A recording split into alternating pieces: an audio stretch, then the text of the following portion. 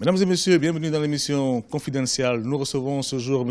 Pierre Mabiala, c'est le ministre de la Justice, des Droits humains et de la promotion des peuples autochtones du Congo-Brazzaville. Il est présent à Douala au Cameroun afin d'assister à une réunion du groupe d'action contre le blanchiment d'argent en Afrique centrale et le financement du terrorisme. Dans un instant, nous allons donc revenir sur tout ce que le Congo-Brazzaville met en place pour lutter donc contre ces deux fléaux que sont le blanchiment d'argent et le financement du terrorisme. Merci M. Mabiala d'avoir accepté notre invitation. 16 ans après la création du groupe d'action contre le blanchiment d'argent en Afrique centrale, quel bilan vous tirez de la participation de votre pays à cette initiative?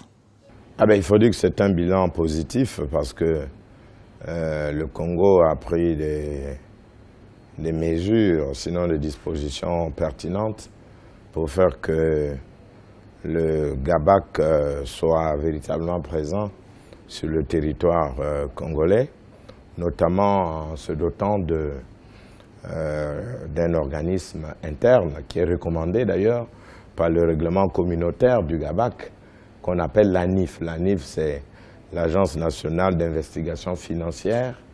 Et ensuite, le Congo s'est doté d'une cellule de renseignement financier.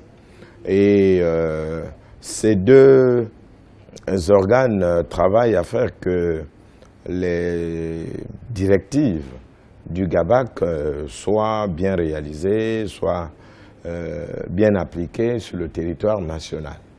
Et il n'y a pas que cela, le Congo procède également à la vulgarisation du règlement communautaire. Vous savez que le règlement communautaire est aujourd'hui constitué comme étant le droit communautaire du GABAC.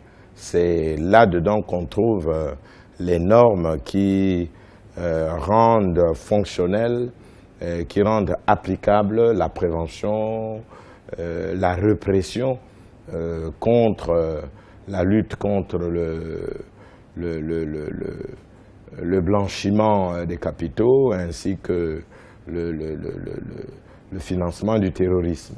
Et non seulement les séminaires dont je vous ai parlé, mais il y a aussi des ateliers qui sont organisés parce qu'il faut former les hommes à cela. Il s'agit d'une nouvelle criminalité et à cela, il faut donc former les hommes pour contrer véritablement cette nouvelle criminalité. Le groupe d'action contre le blanchiment d'argent prône une harmonisation des textes en vigueur contre le blanchiment d'argent en Afrique centrale. Où en est votre pays avec l'harmonisation de ces textes-là?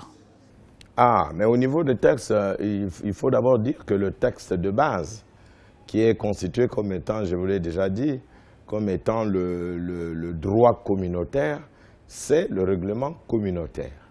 Et au niveau donc des textes au niveau interne du Congo, eh bien, il y a un processus de réforme de notre droit pénal pour intégrer cette nouvelle criminalité, ces nouvelles infractions, notamment pour lutter contre le blanchiment des capitaux, le blanchiment d'argent, en d'autres termes, et le financement du terrorisme.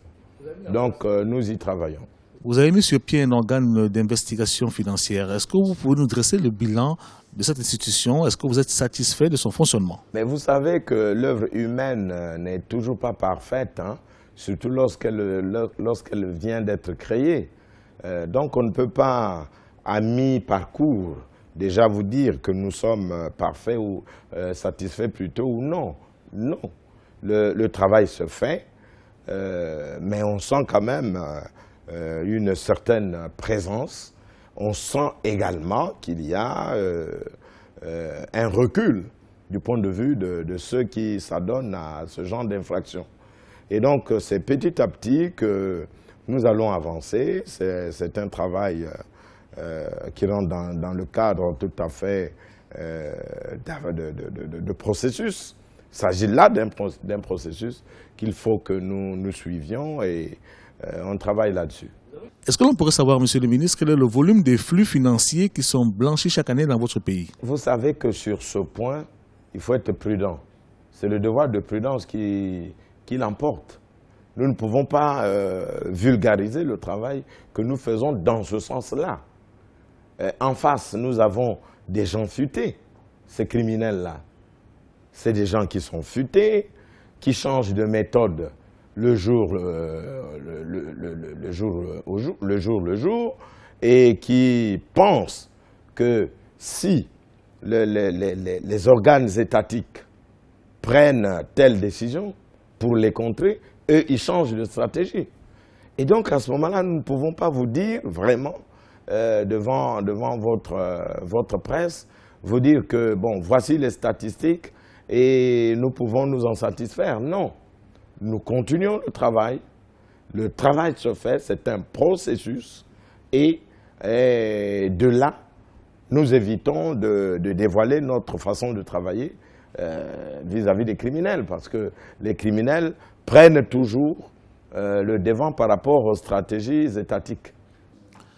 Au mois de mars 2015, la Banque mondiale et le Fonds monétaire international ont procédé à une évaluation du processus congolais anti-blanchiment des capitaux et financement du terrorisme. Peut-on savoir, Monsieur le ministre, quelles ont été les conclusions de cette évaluation-là? Les conclusions étaient très bonnes.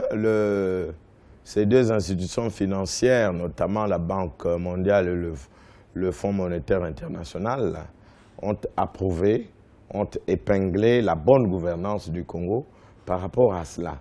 C'est-à-dire que finalement, ce qu'on peut appeler ces deux revues se sont avérées concluantes vis-à-vis du Congo, et ces deux institutions ont encouragé le Congo à continuer dans ce sens parce que quelque chose de significatif commençait à se faire voir. Et donc, ensemble, nous avons été satisfaits, mais c'est une satisfaction à mi-parcours parce qu'il faut continuer à serrer les taux, à